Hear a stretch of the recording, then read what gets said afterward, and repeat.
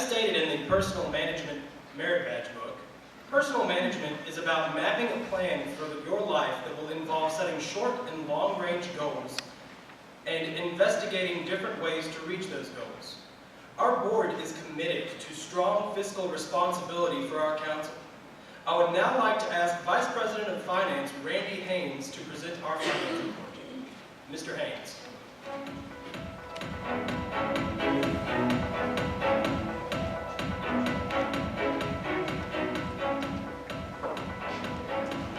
Thank you, John.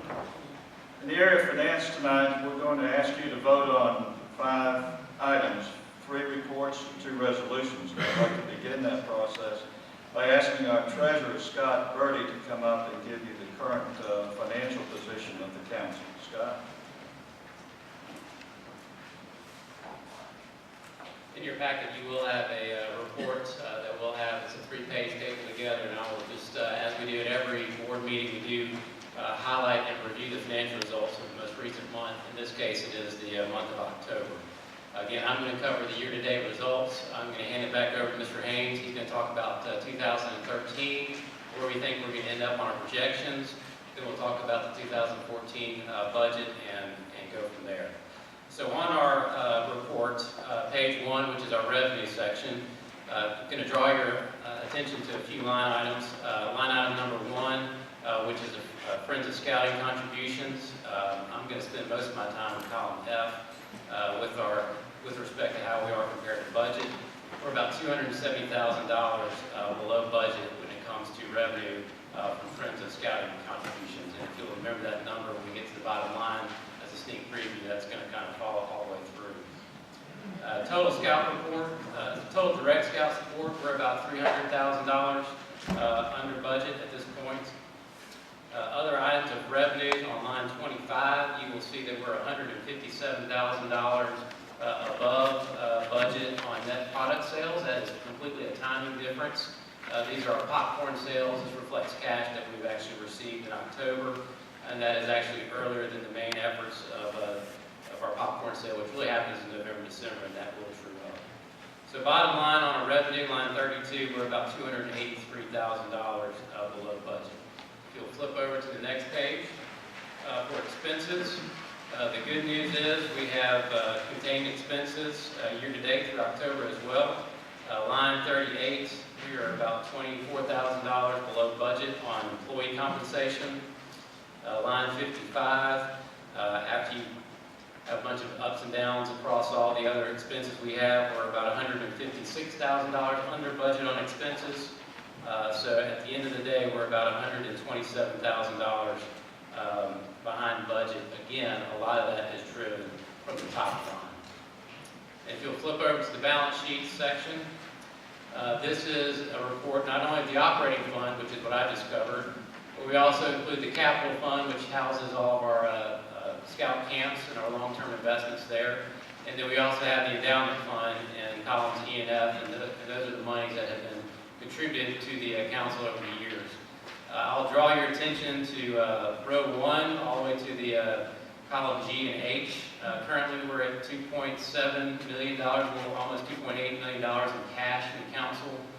Again, that's up for all the funds from about $1.2 million from the end of last year.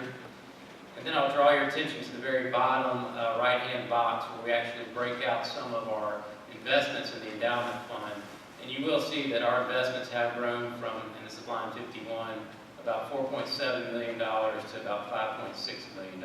So again, we do have a strong corpus and something that we have focused on over the years.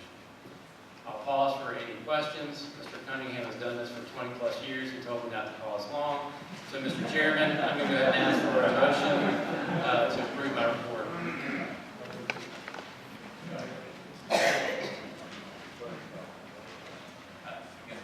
Call for a vote. All in favor? Aye. Thank you. All right, thank you, Scott. Second report is also in your packet. If you'll pull out the page with a lot of numbers on it, the 2014 proposed budget. And as Scott did, I'll highlight some more significant line items and compare 2013 projections, and these are projections through year end, to the 2014 budget. And let's first look at net Friends of Scouting, line item 3. We do project to come in at $1,831,000 on FOS, and we are projecting or budgeting rather, a small increase next year to $1,892,000. Next line item, I ask you to look please at line 16, which is called total indirect support, and that's made up primarily of United Way giving. And as you can see there, 2013 compared to next year's budget is essentially even funding from United Ways. Next, let's look at line item 20, net product sales, primarily popcorn.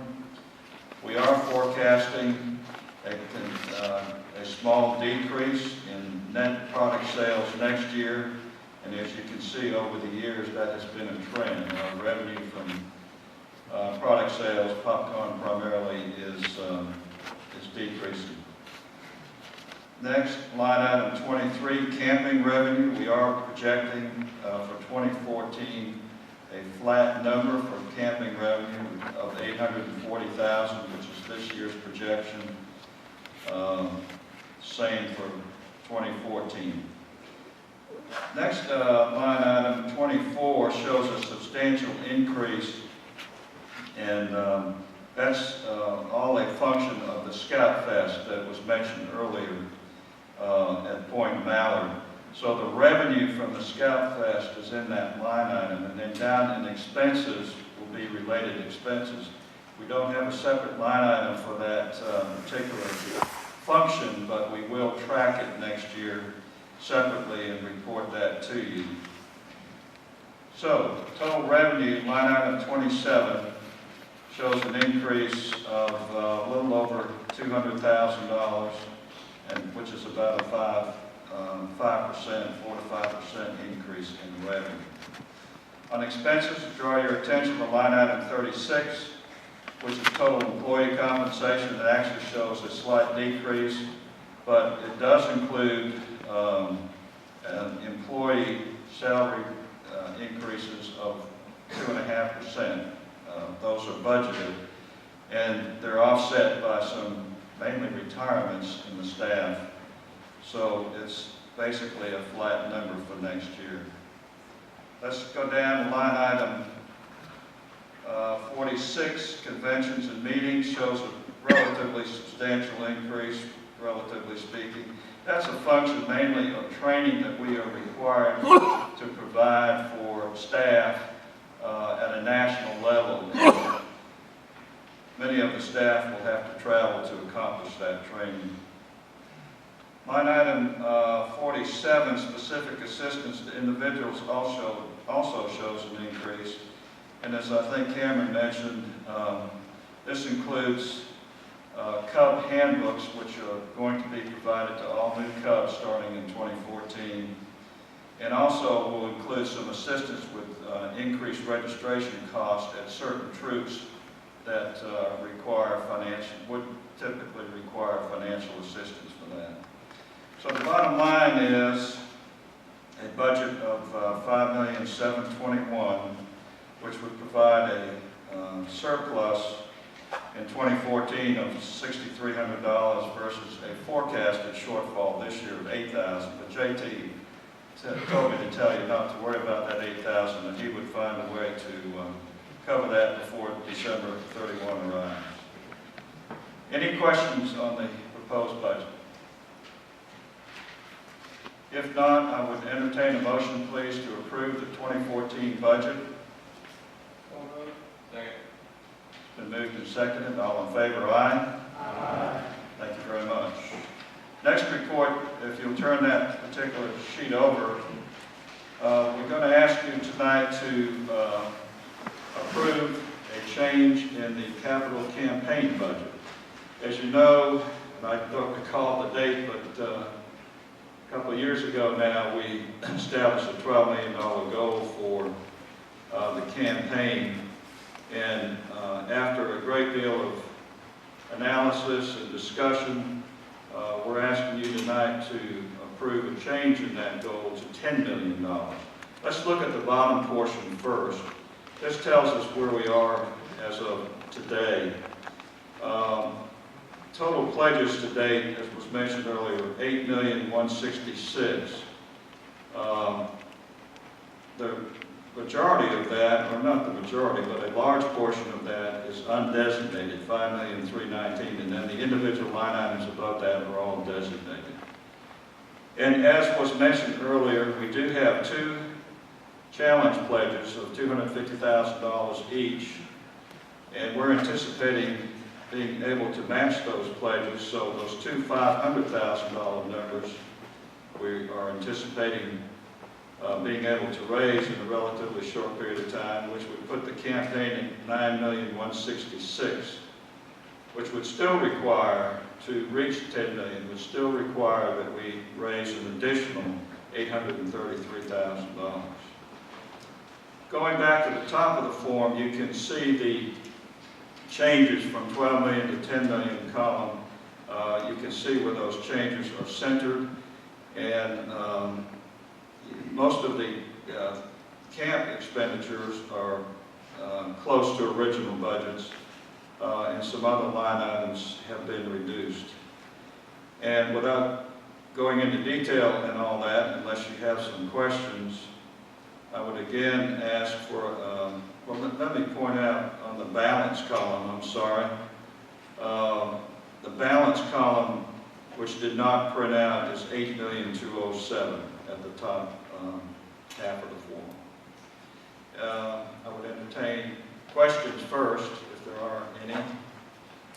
Comments? Again, we think this is the realistic approach. We've worked hard on the campaign, a lot of people have, and we think while we still need another $833,000 plus the matching camp funds of $500,000, we think we can do that, but not a total of 12. Randy? Entertain a motion to change the goal from 12 to $10 million. There's a question back, Randy. Randy? Yes, I'm sorry, question. The $1.5 million is coming out of the Huntsville office. And what's that change? There's no plans for Huntsville office now, a new one, which is going to be the old building, right? Yeah, the change there would be a substantial renovation of the existing Huntsville office rather than construction of a new office. So we're going to new office, okay. Thank you. Any other questions? Comments? If we do have a motion and a second. All in favor, aye? Aye. All opposed, like sign. Thank you. Now we have two resolutions which are also in your packet. The first resolution was approved by, well, was first vetted quite thoroughly by the investment committee, then the finance committee, was presented to the executive committee and approved at that level. And we're requesting a change in our investment manager of the funds that we hold in the endowment, the cash funds, which totals $5.4 million. We've been working with Merrill Lynch for a number of years, and we are recommending a change to a new investment firm by the name of Welch Hornsby. We have met with Welch Hornsby a number of times and feel like we can hopefully improve on our financial results of the endowment fund with a new manager.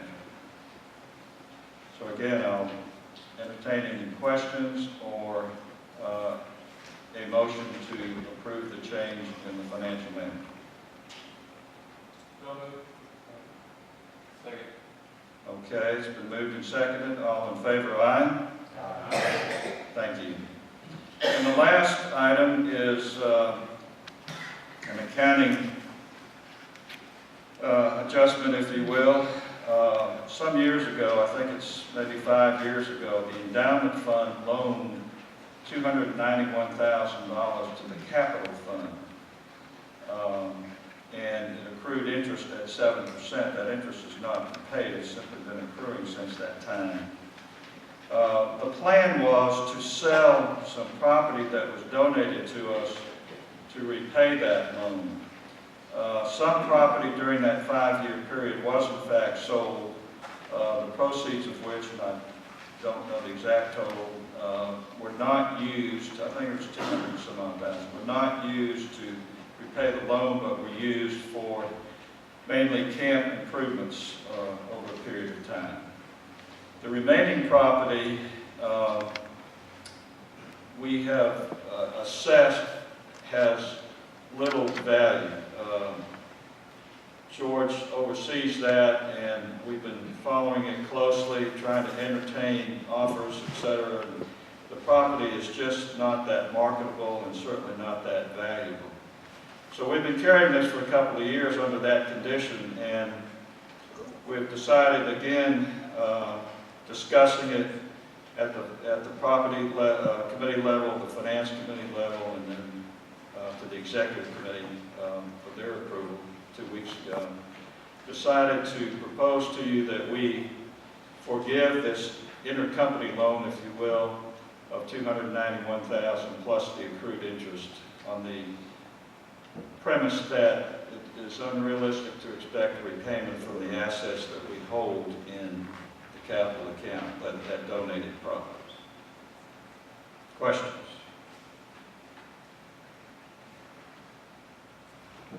All right. Now, I'm sorry. I'm coming. All right. I'm going to get you in Quite line. honestly, I probably don't need that. All right. We borrowed $291,000 from the endowment fund. Has any of that $291,000 been paid back? No, it has not. And then we want to try to forgive another. Go ahead, George. We have sold some property. We sold $42,000 worth in across from Coleman.